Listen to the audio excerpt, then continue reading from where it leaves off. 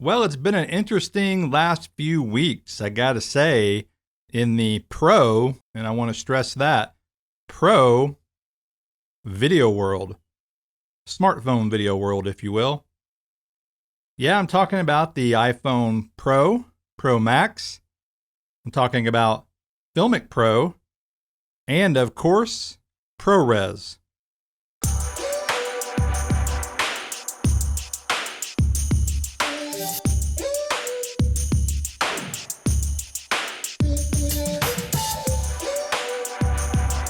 Hey guys, Blake Calhoun, and another episode of Almost Professional, the podcast about mobile filmmaking, DIY filmmaking, indie filmmaking, really all things filmmaking. And yeah, we often use the word pro or professional. I use it in the name of this podcast, Almost Professional. And you don't always equate that with smartphones. I mean, yeah, professionals use smartphones and they have for a long time, but they don't live up to the actual professional name normally or typically speaking. So do they now with the iPhone Pro Max? In my opinion, yeah. Yeah, they really do. And it's actually better than a lot of people think and better than a lot of people give it credit for. And I don't know why that is, whether, people are afraid to say your phone can shoot as good a video as a much more expensive camera, or if they're afraid that, I don't know, your mom has the equivalent camera as you do and you're a professional filmmaker. Now, don't get me wrong. Don't roll your eyes. I'm not talking about, high-end cameras. I'm not talking about red cameras or Blackmagic cameras or high-end Canon cameras, etc. But I am talking about a camera you carry in your pocket that your mom could use and can shoot video that is extremely similar, almost so similar that you can't tell them apart without pixel peeping or without being a professional to notice the over sharpening the iPhone still does, or the depth of field differences. Obviously, larger traditional cameras with larger sensors will have more shallow depth of field, typically speaking, depending on what you're shooting and how you're shooting. But no, the iPhone Pro Max, that's the one I have, the 13 Pro Max, has really, man, I don't want to overhype it here, but it's gone above and beyond my expectations. I mean, is it perfect? No, there's no perfect camera, period. But again, considering you carry this in your pocket and it fits in the palm of your hand, and you can now shoot ProRes HQ, you've got an f1.5 wide aperture main camera, main lens. You've got a f1.8 ultra wide, and now a 77 millimeter tele that's 2.8. Now the tele does suffer in low light, which is unfortunate, especially compared to the 12 Pro Max, but that extra telephoto range has really come in handy, I find, and we'll get into that a little bit later. But I really think the name Pro, iPhone Pro, Filmic Pro, is starting to live up to the name Pro, professional. I really do. I mentioned that in a video I did recently as well. And if you haven't seen those videos, definitely check those out. I did one on the ProRes launch on Filmic Pro. I did one on some tips I've learned along the way shooting Filmic Pro. And I just did one on comparing Filmic Pro ProRes and the iPhone to the Blackmagic Pocket Cinema Camera 4K. Those cameras line up really nicely. Are there differences? Of course. But using the iPhone as a B camera, and that's kind of what my premise was, especially if you're a one-man band shooter, you're doing interviews, you're doing whatever. It could be a documentary. It could be news, although you probably wouldn't be using a Blackmagic camera in news. But regardless, corporate video, again, documentary, whatever. You set up your Blackmagic as your main camera, and you put up your iPhone right next to it as a wide, and you're shooting two cameras, and you can make them match surprisingly well in post, surprisingly well. And then, of course, you could use the iPhone very easily as your A camera. Now, that'll end up being subjective, and depending on what you're doing, Right now, it probably still is more people in the indie film world or the YouTube world or the mobile journalist world. They do it quite a bit. And so larger scale productions, no, there's really no reason to do it on those. It's great to have the flexibility of the small phone that you can use as an insert shot. Maybe have an actor, being in a car and you need a cutaway of something in the car and you just have him holding the camera, almost like you would a GoPro in the past or some other type action camera.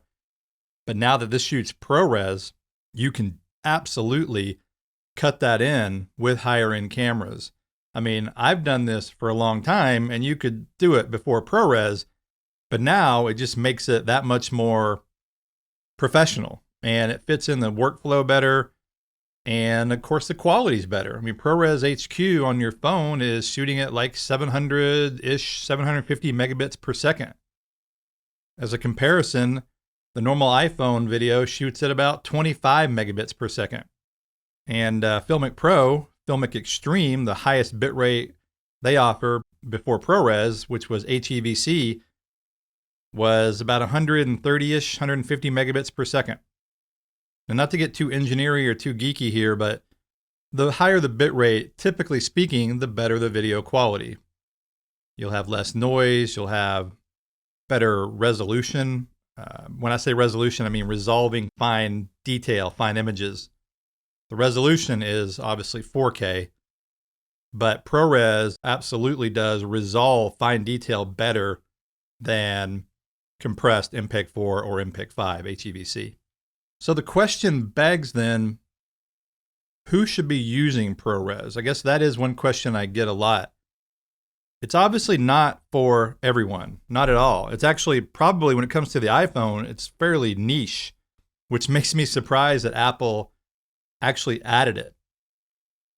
The iPhone is obviously a mass consumer product. 99% of the people using an iPhone will never touch ProRes. But for the 1% of us, and I'm making these numbers up, but I bet it's that low, it could be lower, that utilize that feature, it's awesome. Right now, it's only available in Filmic Pro at the time of this recording, although the beta iOS 15 something, I don't know which number it is, the ProRes HQ HDR version in the native app is out. It's in beta, so you're not seeing it widely, but that's coming. And it's only HQ at the moment. And if I understand it correctly, it's because on Macs, you can only really encode HDR into ProRes HQ. I don't think that's 100% right, although I've seen some people say that, because I'm testing something from Filmic Pro that I may or may not be able to talk about that actually disproves that. And so, depending on when you're listening to this, that may be out and you'll understand what I'm talking about. But you probably get the idea of what I'm saying. It's not top secret or anything necessarily. You know more updates are coming.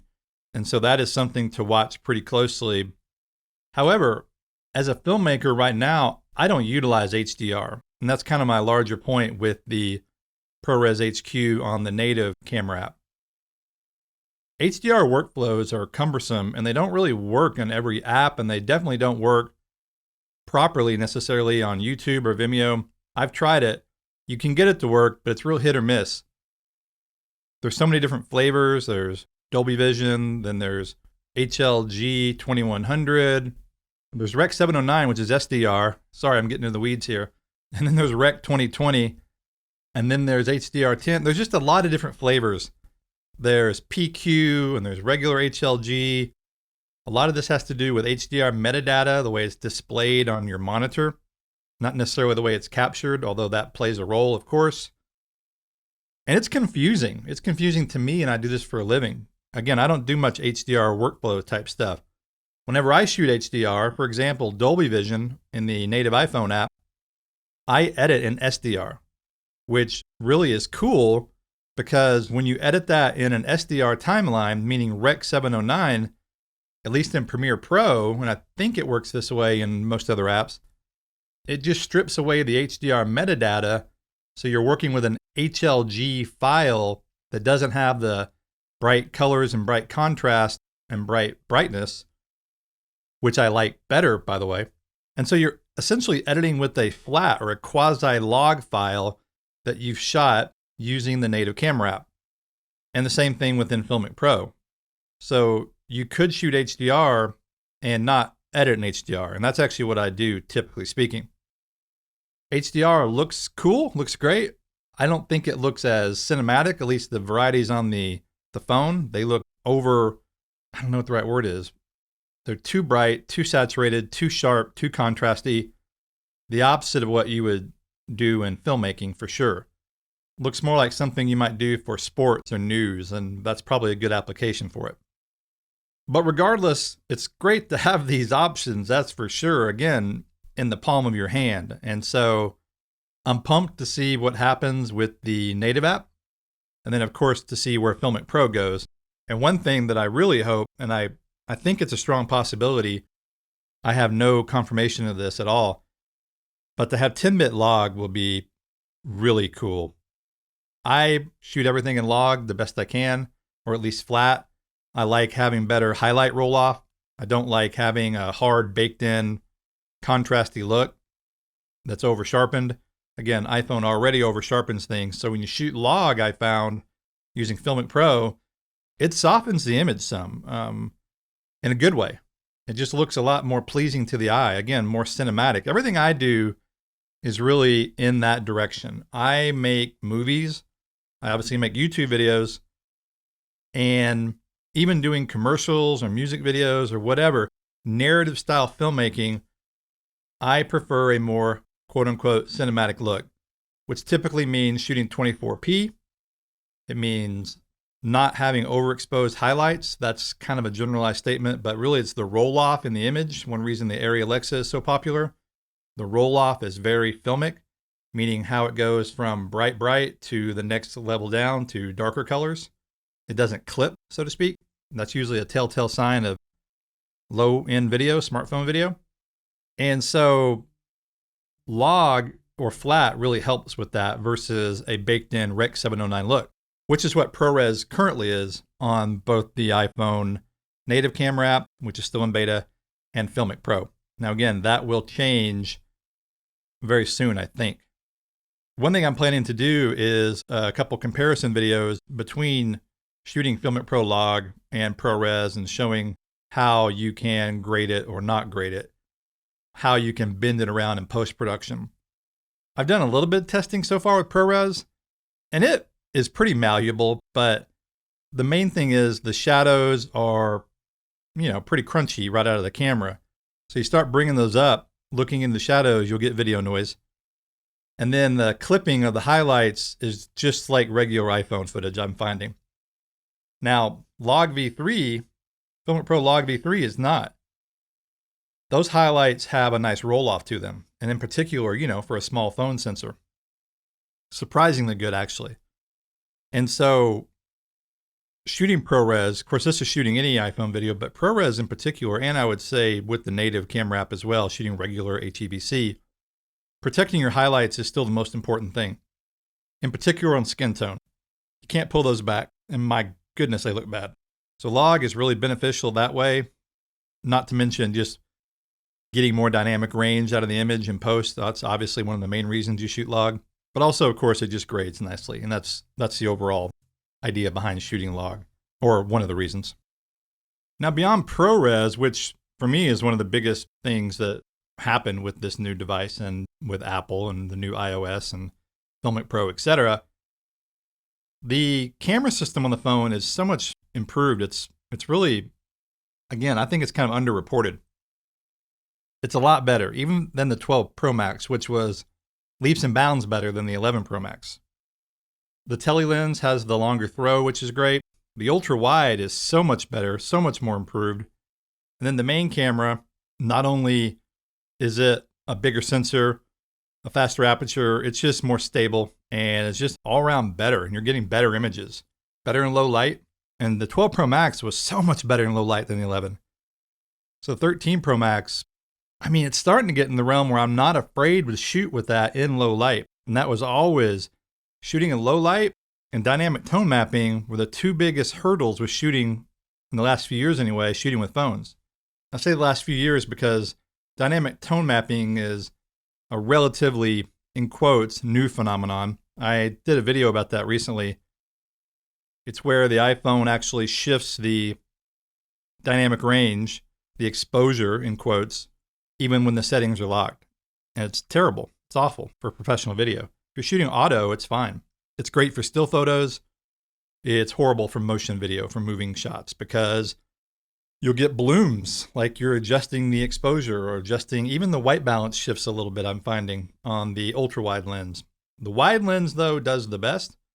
And the way you avoid that is don't shoot in lower light or higher contrast scenes with something moving across the frame, moving across the image. And that's whether it's something, the object or the subject moving across, or you pan the camera or tilt the camera, because you'll see the little shifts. And it just, Apple's added ProRes to their device, but then, which is very professional, obviously, it's as pro as it gets on their side. That's one of the best codecs there is, besides RAW and that kind of thing, but that's a different topic. But then you can't shoot truly professional content because of that. That has messed up so many shots over the years, and I really first started noticing it with the iPhone 8 Plus. Now, the rumors are Apple is finally taking notice of this because of all the complaints, I think, and hopefully in the iPhone 14, or maybe they can fix it through an iOS update, that they are aware of it and actually looking into it. It's getting so close to where I can use my phone as an everyday camera in professional work. Now, again, I know people do that. Whenever I say that, I'm not discounting other people, again, like the Mojo crowd, mobile journalists that do it all the time, YouTubers as well. But for me, working in more of a professional cinematography realm or movie making realm, I still use traditional cameras more. My iPhone is usually a B camera on those shoots, or behind the scenes camera. Although again, of course, I've made full-on movie short films with my phone. I'm shooting on my phone right now, actually, for this video, and I'm using cinematic mode, which I really think is fun and cool. And I say it's fun because it's not ready for prime time yet. If you're watching this on YouTube, you can probably see the depth of field map around me.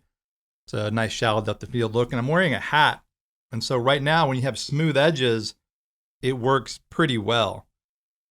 If you have anything that is frizzy, so to speak, like hair or fine detail around the edges, it doesn't work well. And we kind of all knew that was going to be the case, because that's the case with portrait photography as well. But I've got to say, it's really pretty good, and in particular for a first generation product. It's got issues for sure that I hope they will fix, and I'm sure they will. And not only with the depth map, the LiDAR, it's not perfect, but it's pretty good, especially again for a first gen. And then the idea that it will rack focus is pretty amazing. That's not a problem. That's actually really cool. The problems are, number one, it's only 1080, which isn't a huge deal, because I think doing this for social media is probably the best thing right now. A bigger issue is it's only 30p. It needs to be 24p. They call it cinematic mode, and 30p is not cinematic, Apple. It's just not. 24p is cinematic around the world. You can debate that all day long, but the facts are the facts. Movies are shot 24p. There's been a few movies shot 48, like The Hobbit, or a couple other movies. There was a Will Smith movie by Ang Lee that was shot, I think, at like 120 frames per second or something. But anyway, they look like video movies, and so that's not really even a debate. And if you're in Europe, sure, you can shoot 25, but even people in Europe, they shoot 24p when they do movies. Shoot 25 for their regular video, their broadcast video. So anyway, 24p would be important. And then this is an overall issue with the native camera app. And when I hear other filmmakers say they prefer the native app, I can't figure it out. I like it for my family videos and just everyday kind of videos, but otherwise I don't get it why they like it for video. And yeah, I'm talking about video. Stills is different. In video, you can lock the settings, but you can't independently lock them. So in other words, you can lock the focus, but then you can't change the white balance because it locks at the same time. Or if you wanted to, for example, set the shutter, you can't do that. You can control it with ND filters on the front, but it's auto. And so it's super limited in that fashion. And again, for professional work, you got to use Filmic Pro or a third-party app that you can manually control things. ProTake, Mavis, the Moment app, whatever you prefer. I mean, if you follow me, you know I like Filmic Pro, of course. So we need manual control, or at least more manual control maybe. And then 24p and then 4K would be great too. You have a lot of control using the app in post, where you can change the focus point and you can actually change the rack focus. That is really cool. And again, kind of surprising on a first gen product. I didn't think they would add all that ability in the first go around. I didn't. So I'm very impressed in that respect. But it is not pro. It's very cool and one day might be pro. One day we may all be shooting with computational imaging like that, where you adjust the focus in post. I mean, who knows? You know, Red cameras, Alexas, the big boy cameras, they're basically computers these days with a lens put on the front. So the idea that you could, connect the LiDAR sensor there and do depth map and adjust the focus in post is absolutely a reality there one day too. Will people want to do that? Probably not, at least not this generation, maybe next generation. Things like that are slow to change. It also eliminates jobs, which can be, tricky in Hollywood, focus pullers, etc. Although autofocus, I think, is becoming more of a reality. Not on big shoots, although I assume they do incorporate that occasionally, especially for action sequences. But that eliminates a job again. And a lot of those guys are more old school too. But who knows what the future holds? I think this is a preview or a glimpse into what other cameras will be doing, even high-end cameras. So to wrap things up here, the iPhone Pro is really a pro device now. It really is. Is it perfect? No, not at all. Is it really, really, really good? Almost great? Yeah, it is. It's better than it really has any right to be. Shooting ProRes video with these type of apertures is, kind of a dream come true. It's not something I actually thought would become a reality. I'm so happy that Apple actually unleashed it, so to speak. They could have done this a long time ago, or maybe they were waiting for the hardware to catch up. I don't know. I'm not an engineer, as I often say, but from a filmmaking perspective, I'm very glad that they are continuing to embrace the pro market.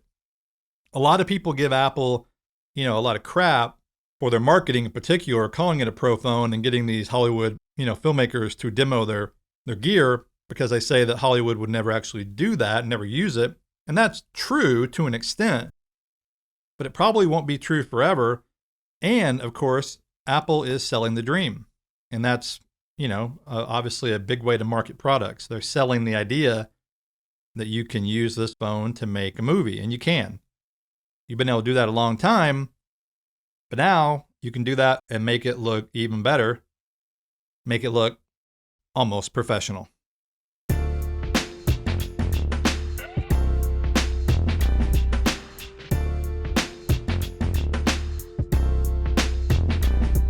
Exciting things going on for sure in the mobile filmmaking, mobile video world. I'm more excited about this stuff right now than I am any traditional cameras. Those have almost gotten boring, and they're so good they're boring. That's a good problem to have, but they just haven't really revolutionized themselves recently. They did, 7-8 years ago. In the last few years, they've gotten so good, again, they're almost boring. We'll see if computational imaging comes to those, or they add more phone-type features into their cameras, and I think they will. And speaking of all these new features, I will be adding these to my courses, and I've been slowly incorporating them, and that's mainly the ProRes stuff, the different compatibility with accessories, and that's the bad thing, of course. You get these new devices, and then your old stuff doesn't work. Talking about your beast cages, your various lenses, your ND filters work, but your mounts don't work, your Polar Pro case, all that. I'll be doing some YouTube videos about this too, but again, I'll be incorporating a lot of this into my smartphone cinematography course and my Filmic Pro course. So if you're interested in those, definitely check them out on my website, iphonographers.tv. Oh, and one other quick note, I am considering creating a series of podcasts as part of this podcast I want to look at bigger films and even indie films and see how you could incorporate some of the things they do, specifically, shot design or even production design, into even smaller micro budget films. And so I'm going to analyze those with some other filmmakers in the future and maybe make those a segment in my podcast, maybe standalone podcast. I'm not 100% sure yet, but I want to expand the idea of this podcast or the offerings that are encompass more than just the technical side. I want to talk about the creative side as well. And I do that a little bit, but I tend to niche down into the techie, the geeky stuff, which I love. And I assume if you listen to this podcast, you like that stuff too. But as filmmakers, that's one thing I've always said. You got to be right and left brain. You got to be technically minded, but you also need to be creative. And so the creative part, the actual making of films or making the video part, is equally important. And I really like that stuff too. So I'm going to incorporate that as well.